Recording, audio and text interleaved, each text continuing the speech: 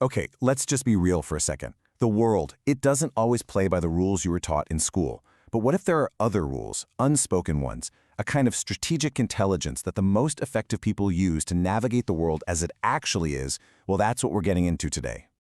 And you know this is true. You can be the most skilled person in the room, and someone less qualified gets the promotion. You can be the most honest friend, and still get betrayed. Now, for most people, that reality is crushing. It defeats them. But for a select few, they use it as fuel. They build a kind of strength from it, a power we're going to call strategic intelligence. And that right there, that's the heart of what we're breaking down today. It is all about shifting from those emotional, knee-jerk reactive moves, like in checkers, to calculated strategic thinking. It's about learning to see the entire board, not just the next jump. So how do you start playing chess? Well, it all begins with understanding these unspoken rules of power. But I want to be crystal clear about something. This is not about becoming some kind of villain. It's about knowing the game so that you can't be played. It's defense, not offense. All right, let's open up the toolkit. We're going to go through the 8 strategic traits that separate the true strategists from, well, everyone else. First up, calculated opacity. Now, this isn't about lying or being shady. It's about strategic communication. We live in this world of constant oversharing, right? So withholding information becomes a genuine source of power. When you don't lay all your cards on the table, people get curious. They lean in. They listen more closely to what you do say, and your words just carry so much more weight. And Machiavelli just nails it with this quote. It perfectly captures the power of opacity. See, when you maintain that little bit of mystery, you control your own narrative. People have to actually pay attention to figure you out. And believe me, that attention, that's a form of influence. Trait 2 is the adaptive persona.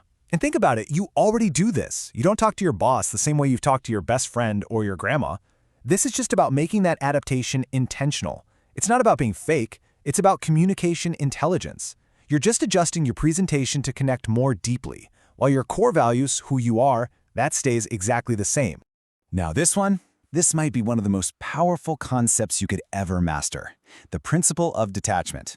Here's the bottom line. What you are not afraid to lose cannot control you.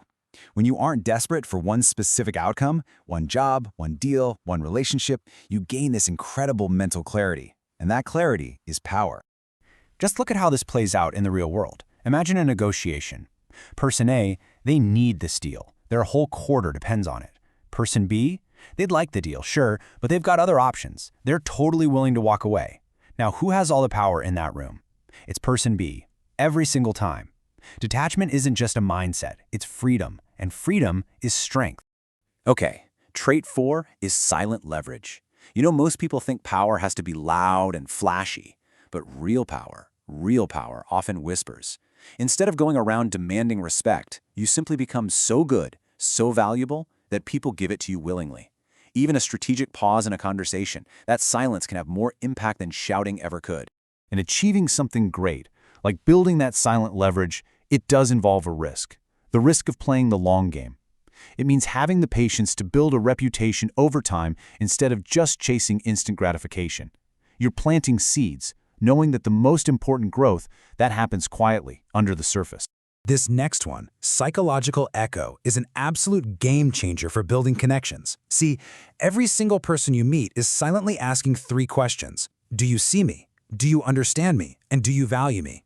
When you learn to listen for the emotion behind their words and then reflect it back, you're answering yes to all 3. And that creates trust almost instantly.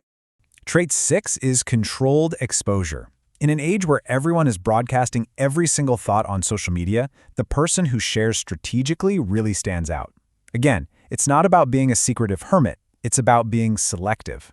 By controlling what you reveal and when you reveal it, you maintain control of your own story. You create an intrigue that naturally draws people in.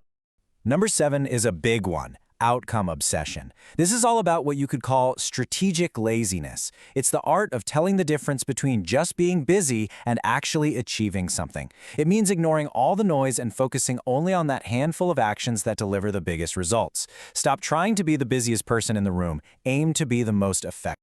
Now, this quote can sound pretty harsh, but it highlights the radical flexibility you need to be outcome obsessed. The core idea is simple. Be attached to your goal, not your method. If a strategy isn't working, you don't cling to it because of your ego. You adapt. You find a new path to the goal. The goal is what matters. And our final trait, ambiguous morality, is maybe the most challenging one to wrap your head around. Let's be clear, this does not mean having no morals, not at all. It's about recognizing that the real world operates in shades of gray. It means understanding that sometimes the action that looks nicest in the short term can actually lead to a much worse outcome for everyone in the long run. And this table just illustrates that shift perfectly. It's about moving from an ego-driven morality, which asks, how do I look, to a results-driven, pragmatic ethical framework that asks the tougher question, what actually works best for the greater good? So we've covered all 8 traits, but now we have to talk about the most important piece of the puzzle, the ethical compass. How do you actually use this knowledge for protection and not for destruction?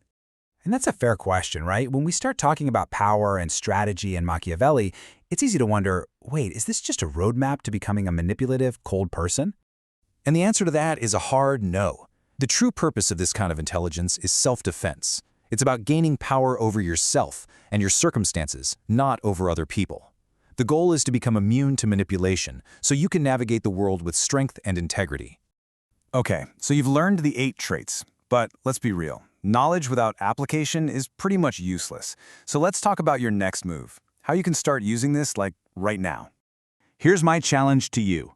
Don't try to master all 8 traits at once. That's a recipe for failure.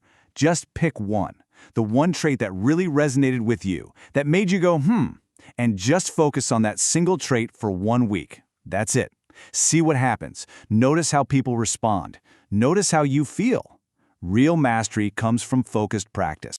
Because ultimately, all this knowledge brings you to a choice. You can be the person who is tossed around by the world's hidden rules, a pawn in someone else's game, or you can be the person who understands those rules, who protects themselves, and who uses that understanding to build a better life. The choice, as always, is yours.